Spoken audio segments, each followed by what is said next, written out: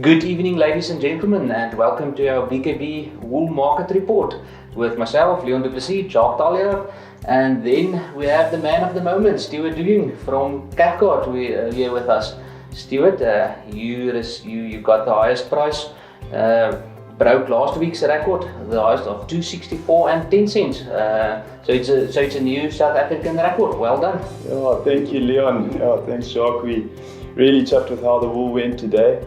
And yeah, just thanks again to the buyers for the support and the BKB team, Bossy, Gary Truthui, who crosses our wool, and yeah, the whole BKB team. You guys really go the extra mile for us, and we appreciate that. No, it's a pleasure. Always nice to market sound, well-grown wool and specific wool within that micron category.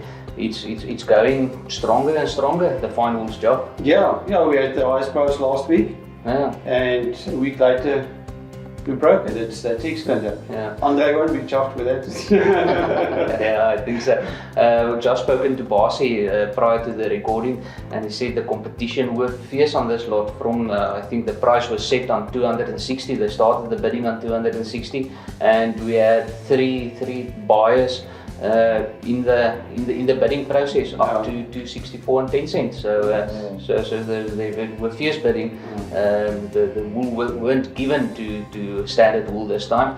They had some fierce competition. So and that's nice to see. That's what we want to see. That's what we said last week. You could see Europe is coming into the market. Yes. Where they're concentrating on the superfines. Yeah. Well, standard wool has always been on it. But with competition on that lines, that must be Europe coming through. Yeah. And that's a good sign. I think what we did this week, we've beaten the inflation or the exchange rate on the day. Yeah. On the day, we were around about by the rand were trading stronger by 3%, but we didn't feel it. The market on the non-RWS, I guess, would be up by about 2.5%. On the RWS wool, we came back. Last week we had a little bit of a slump, and this week we came back, and especially on the 20.5 and stronger, I think the price increased by 5 to 6% on the RWS lots. So we're back in 22, 21% on the mediums. Yeah. That the premium is. Yeah. That's excellent. No, it is. Yes. It's so nice to see that premium as well, also for the fine wools, Yeah. The 18, 19, 17 microns, so it's really rewarding for the fine wool producers, I think. Yeah. And that premium grown bigger over the last few auctions. Yeah. I guess around about a year back, the premium on the fine wool were constantly at 1, 2, 3% around about, but we're close to 10, 11% now. So it's getting quite a decent premium on the fine wools as well. No, you're right. Yeah. But it's not always the premium that I think you don't stick to the smaller margin that is on the superfines. It just shows you how big competition there is for non-RWS buyers on fine wools.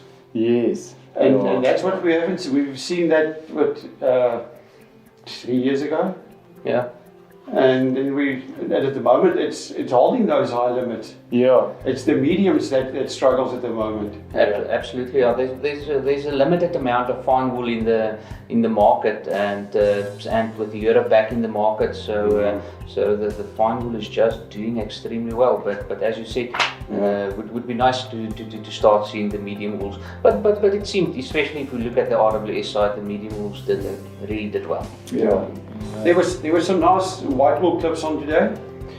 You said Mate Merinos, and they were selling in the 70s, 80s for their fleece lines with good clean yields, 70% clean yields. So yeah, it seems like they're coming back. If you look at those excellent prices, and 10 microns stronger than yours, 26 microns. Yeah. We were selling them today at 23, 24 rand. Sure. Oh, well, that's good. 2 weeks, 3 weeks ago, we didn't got a bid on them. Yeah. No, So it's good for wool producers all around it. so there's something happening in the market on both ends. Yeah. And then that's a good sign. Absolutely. That's a good sign now. Yeah. I think I'd like to take the opportunity to thank the buyers again. Limbrier bought the most, Moriano, TNU, Standard Wool, Stukan, all 5 of them going close to 1,000 bales plus. So the competition were great, and Limbrier and Moriano rising a little bit this week, so to end up at number 1 and 2. So absolutely well done to Peter Carey and his team, and to Moriano as well. So yeah, Well done. thanks a lot to them. On the highest prices side, there's not much to say. It's Dewing Farms from 1 to 8, I think, or 1 to 7. So Stuart, absolutely well done on that. No, thank you. Stuart, you're part of a breeding group, that makes something you're doing right within that breeding group to achieve these prices. Tell us a little bit more about it. Yeah, so just going back in time, we've been breeding merinos for many generations, and my dad started breeding fine wool in the 1980s. And then about 10 years ago, I joined the Winston Sheep Group, which is run by John and James Miller.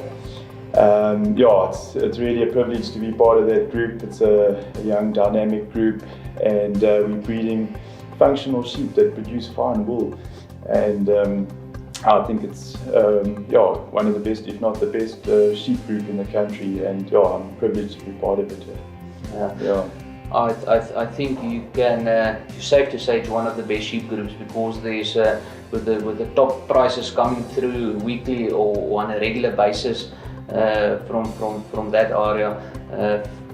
Constantly guys who's part of the Winston Sheep Group. Yes. Well done for the work you're doing, and for the rest of the guys in the group. Well done, excellent work. No, absolutely. James is really big into his figures and recording, we're selecting from such a huge group of sheep. Our genetic progress is just so much quicker and better. We're very happy. So you're testing every sheep?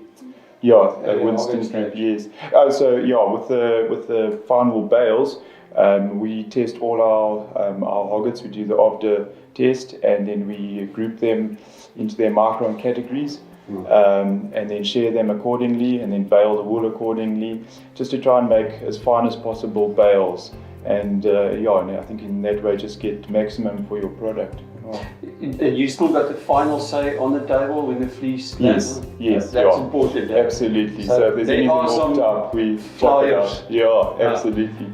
And then we class on length on the table. But that micron it's such a great guide for us. So we're sharing all the 15 micron lambs at once, and we just class on length and check out anything that's just off top. Great. It works. Absolutely.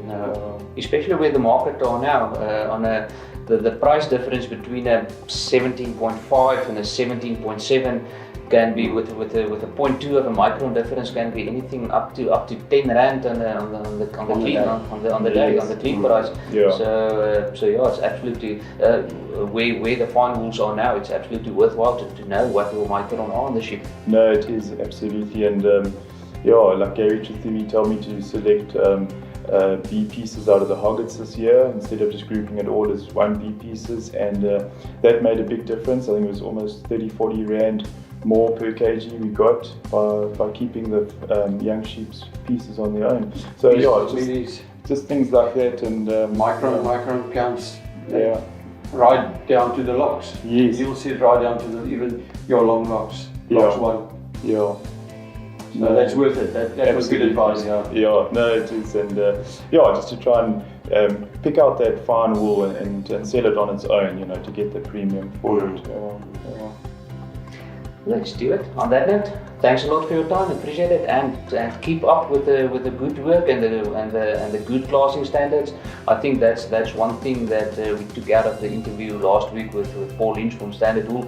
We were congratulating the South African farmers on sound good wool and good classing standards and the RWS standards. So absolutely keep up with the good work, and and then we'll always have a good product to sell. So thanks a lot. No, Appreciate thank you, Leon. Thanks, Jacques, and yeah, thanks to you guys, all your hard work. Thank you. And thanks to everyone listening. Next week we'll have an auction again, and with a market report, the same time, same place. Have a good evening.